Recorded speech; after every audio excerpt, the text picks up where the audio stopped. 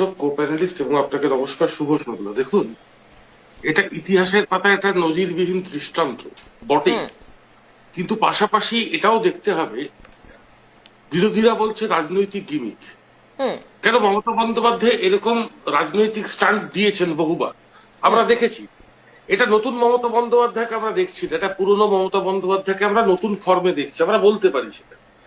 কিন্তু এখানে যিনি রাজনৈতিক সওয়াল করেছেন, এই বিষয়টা খুব একটা বড় কিছু নয়। ধরুন, আপনি একজন আইনজীবী, আইনজীবী তথা রাজ্যের মুখ্যমন্ত্রী, আপনি সুপ্রিম কোর্টে বলতেই পারেন। যেভাবে তৃণমূল কংগ্রেস এটাকে খুব হাইলাইট করছে, সে বিষয়টা হয়তো সেটা নয়, আবার সেটাও। কেন 2026 নির্বাচন মমতা বন্দ্যোপাধ্যায় কতটা আত্মত্যাগ মানুষের জন্য কতটা করেছেন, সেটা একটা সার্ভিলেন্স হিসেবে দেখানো যেতেই পারে। পাশাপাশি এই বিষয়টাকে সওয়াল জবাব করেছেন এবং স্পেশাল সুপ্রিম কোর্ট এটা শোনার জন্য প্রথমে 5 মিনিট নির্ধারণ করেছিলেন, বলেছিলেন দরকার পড়লে আমরা 15 মিনিট নির্ধারণ করব। আপনি খুব ভালোভাবে দেখবেন, আমার একটি প্রশ্ন আছে মাননীয় মুখ্যমন্ত্রীর কাছে। যখন অভয়াকাণ্ডতে তোলপাড় বাংলা, তখন তো বাংলার মা, বাংলার মেয়ে আক্রান্ত হয়েছিল, তখন কেন মমতা বন্দ্যোপাধ্যায় সওয়াল করলেন না? হয়তো রাজনৈতিক ফুটেজটা অনেক বেশি পেতেন। তো আমার প্রশ্ন একটাই, 2026 নির্বাচন, রাজনৈতিক স্টান্ট বাদ দিন, মানুষের কথা বলুন, মানুষের পাশে দাঁড়ান। যদি আপনি সত্যি আইনজীবী হিসেবে নিজেকে প্রতিষ্ঠিত করেছিলেন, তাহলে অভয়াকাণ্ড থেকে, কামধেনু থেকে শুরু করে আপনার যাওয়া উচিত ছিল। আপনার হয়ে কপিল সিব্বাল লড়েছিল, তখন আপনি কোথায় ছিলেন? প্রশ্নটা আসতেই পারে সাধারণ মানুষের। এটা আমার প্রশ্ন নয়, এটা বাংলার মানুষের প্রশ্ন হতে পারে, বিরোধীদের প্রশ্ন হতে পারে। সেক্ষেত্রে মমতা বন্দ্যোপাধ্যায় শুধু রাজনৈতিক স্টান্ট নয়, তিনি বাংলার মানুষকে এটা বুঝিয়ে দিলেন, আমি তোমাদের পালস বুঝি, কোট আনকোট পালস বুঝি।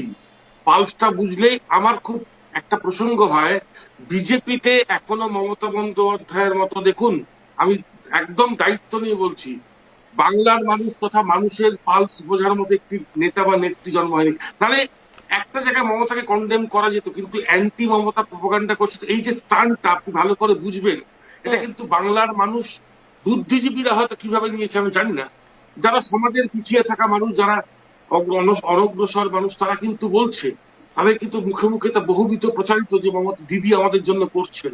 আমি শুনেছি বিভিন্ন চায়ের আড্ডা থেকে শুরু করে পাড়ার মোড় থেকে শুরু করে, সাধারণ মানুষকে আপনি আইন বোঝাতে পারবেন না।